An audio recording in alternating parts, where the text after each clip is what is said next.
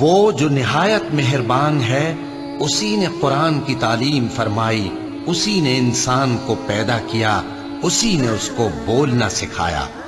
سورج اور چاند ایک حساب مقرر سے چل رہے ہیں، اور بوٹیاں اور درخت سجدہ کر رہے ہیں، اور اسی نے آسمان کو بلند کیا اور میزان عدل قائم کر دی کہ اس میزان میں حد سے تجاوز نہ کرو، اور انصاف کے ساتھ ٹھیک تولو اور تول کم مت کرو۔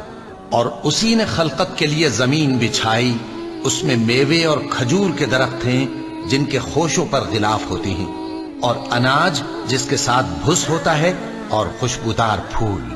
تو اے گروہ جن و انس، تم اپنے پروردگار کی کون کون سی نعمت کو جھٹلاؤ گے؟ اسی نے انسان کو ٹھیکرے کی طرح کھنکھناتی مٹی سے بنایا، اور جنات کو آگ کے شعلے سے پیدا کیا۔ تو تم اپنے پروردگار کی کون کون سی نعمت کو جھٹلاؤ گے؟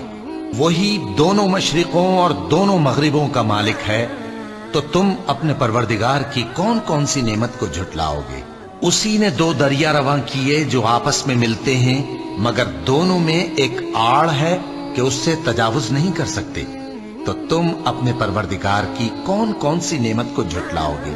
ان دونوں دریاؤں سے موتی اور مونگے نکلتے ہیں، تو تم اپنے پروردگار کی کون کون سی نعمت کو جھٹلاؤ گے؟